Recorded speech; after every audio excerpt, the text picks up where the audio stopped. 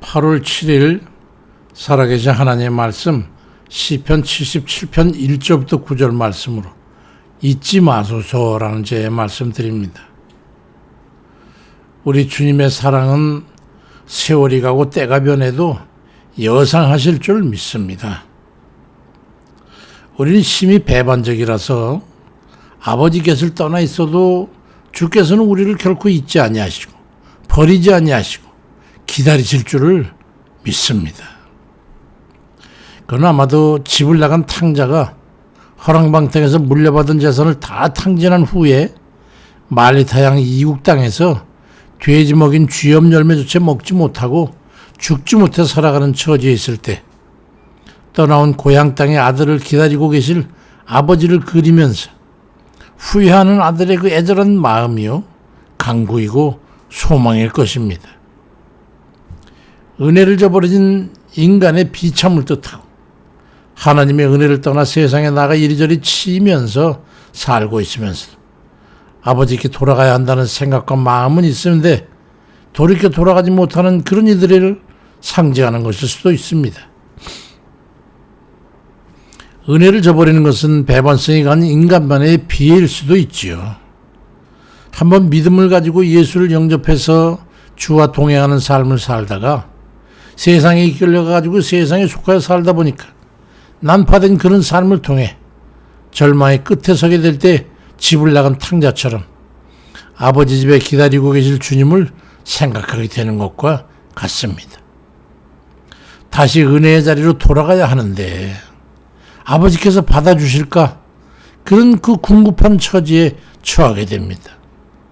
그렇지만 사람의 생각은 그럴지 모르지만 하나님 아버지의 마음은 여상하셔서 우리를 기다리시고 받아주시는 거예요. 시편 77편 5절 9절에도 내가 옛날 곧 지나간 세월을 생각하여 싸우며 밤에 부른 노래를 내가 기억하여 내 심령으로 내가 내 마음으로 간구하기를 주께서 영원히 버리실까? 다시는 은혜를 베풀지 아니하실까? 그의 인자하심은 영원히 끝났는가? 그의 약속하심도 영구히 폐하였는가? 하나님이 그가 베푸실 은혜를 잊으셨는가? 노하심으로 그가 베푸실 긍휼을 그치셨는가? 그하였나이다. 그리 근심하고 있습니다. 지혜는 여기 있어. 은혜에서 떠나야지 않아야 합니다. 아버지 집으로 돌아오지 않는 한 희망은 없어요. 떠나는 데서부터 잘못되는 거예요. 아버지 집에는 거할 곳이 많아서 이것저것 기웃거릴 수 있었어도 아버지 곁을 떠나는 순간에 향방도 알지 못할 채 빨려들게 되는 겁니다. 베드로후서 2장 20절자에도 만일 그들이 우리 주 되신 구주 예수 그리스도를 알므로 세상의 더러움을 피한 후에 다시 그 중에 얽매이고 지곤 하면 그 나중 형편이 처음보다 더 심한지 의의 도를 안 후에 받은 거룩한 명령을 저버리는 것보다 알지 못하는 것이 도리어 그들에게 나으니라. 참된 속담에 이르기를 개가 토하였던 것에 돌아가고 돼지가 씻었다가 더러운 구덩이에 도로 누웠다 하는 말이 그들에게 응하였도다 그리 말씀합니다. 예수 믿는 믿음의 삶을 살던 사람이 세상 걸로 이끌려가서 세상에 속하여 살면서 세속화되어 침륜에 빠지게 되면 쉽사리 돌이킬 수가 없게 되는 겁니다. 믿음의 주가 되시는 예수님을 또다시 십자가에 못 박는 것이 되기 때문에 믿음으로 들락날락거릴 수가 없는 거예요. 히브리 6장 6절에도 타락한 자들은 다시 새롭게 하여 회개하게 할 수 없나니 이는 그들이 하나님의 아들을 다시 십자가에 못 박아 드러내놓고 욕되게 함이라고 말씀합니다. 그래서 배은하고 돌아서면 구원의 길에 돌아오기가 어려운 것입니다. 돌아온다는 것은 예수 그리스도의 십자가 대속의 은혜를 입어야 하는 것이니까 또 십자가에 못 박는 것이니 그게 바로 받은 바 은혜를 원수로 갚는 게 아니고 무엇이겠습니까? 은혜를 입은 이들로서 우리는 살아가야 합니다. 에베소 2장 8절에도 너희는 그 은혜에 의해서 믿음으로 말미암아 구원을 받았으니 이것은 너희에게서 난 것이 아니고 하나님의 선물이라고 말씀합니다. 그러니 믿음에서 떠나는 것은 은혜를 저버리는 겁니다. 오히려 감사로 살아야 마땅한 것을 그와 반대로 대하는 것이니 어찌 쉽사리 구원받을 수가 있겠습니까? 옛날 조선시대에 이 아무글에는 그 촌부가 있었는데 하루는 나무를 하러 산에 가는데 개 짖는 소리가 맹렬해가지고 그곳에 향해 가니까 커다란 곰이 강아지를 물고 있고 어미개는 곰에게서 그 새끼를 구하려고 덤벼들어 싸우는 중이었습니다.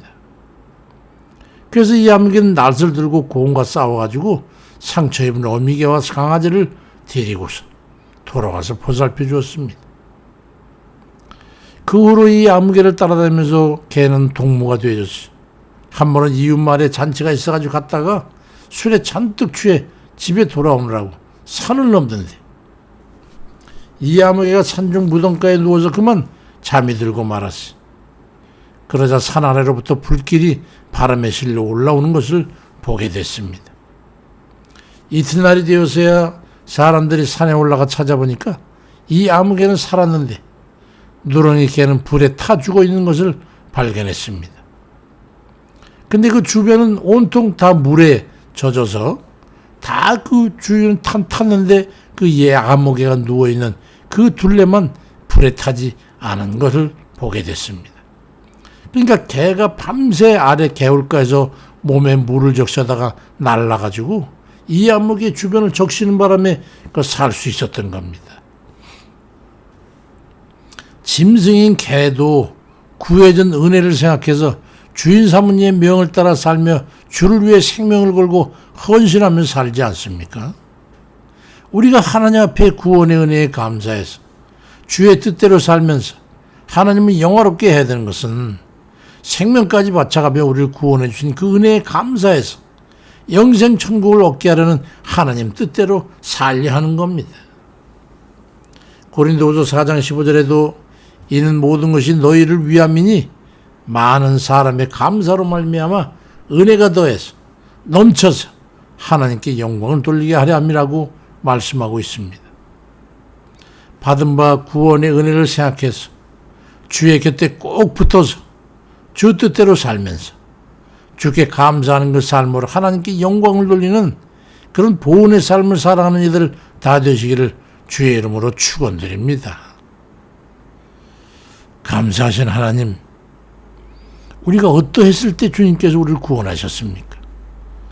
온통 죄 중에 빠져서 영영의 희망이라고는 없는 멸망의 길을 걸어가야 되는 그런 정말로 아버지는 구원받을 길 없는 그런 죄인을 주님께서 생명까지 던져주시면서 우리를 구원해 주셨는데 우리는 여전히 또 세상을 향해서 눈길을 돌리고 있고 세상을 바라보면서 그리워하고 옛것을 즐겨하고는 그 속사람이 여전히 그것에 이끌리며 사는 그런 유혹의 삶을 살고 있습니다. 언제나 우리는 죄에서 완전히 벗어나서 주님을 영화롭게 하고 온전히 의로운 그런 삶을 살 수 있습니까? 우리의 힘으로는 되지 않사오니 오직 그 은혜로 말미암아 믿음으로 구원받은 걸 감사하고 그러므로 해서 오늘도 여전히 우리는 이 실수도 많고 또 여전히 죄악 가운데 있을지라도 또 우리 발걸음도 여전히 또 주 앞에 달리기를 간절히 기도합니다. 어찌하든지 아버지 뜻대로 살기를 기도합니다. 하나님 은혜를 베푸셔서 우리 구원성을 놓지 마시고 오직 주께 바짝 붙어서 결코 주의 은혜와 사랑을 잊지 않냐고 감사로 살아가는 그런 저희에게 인도해 주옵소서. 병들어 고통스러운 이들 우리 형제들 하나님 고쳐주시고 치료의 광선을 쪼이심으로 비추심으로 고쳐주시고 건져주시고 살려주옵소서. 가난에 찌들어 궁핍하거나 아버지 하나님 먹지 못해 사지 못해 굶을 수밖에 없고 아버지 하나님 허덕일 수밖에 없는 영혼들을 하나님께서 긍휼히 여겨 주옵소서. 공간 삶에서 여러 가지 염려 근심 때문에 괴로워한 이들 기억해 주옵소서. 아버지 오직 주의 자비와 긍휼과 은혜를 간구합니다. 성령의 역사하심으로 모든 살아가는 권속들에게 기름 부으셔서 살리시고 강건케 하시고 아버지 형통케 하시고 해결함 받을 수 있도록 역사해 주옵소서. 주께 감사드리고 예수 그리스도 이름으로 기도드립니다. 아멘입니다. 주님